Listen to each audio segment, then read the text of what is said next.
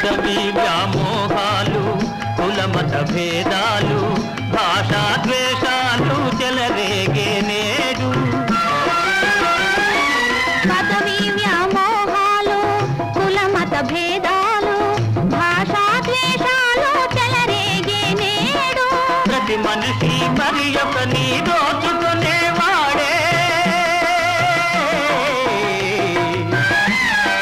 ప్రతి మనిషి మరి ఒకని దోచుకునేవాడే, తన సౌఖ్యం తన భాగ్యం చూసుకునేవాడే. స్వార్థమీ అనర్థ కారణం, అది తంపుకొనుట క్షేమదాయకం.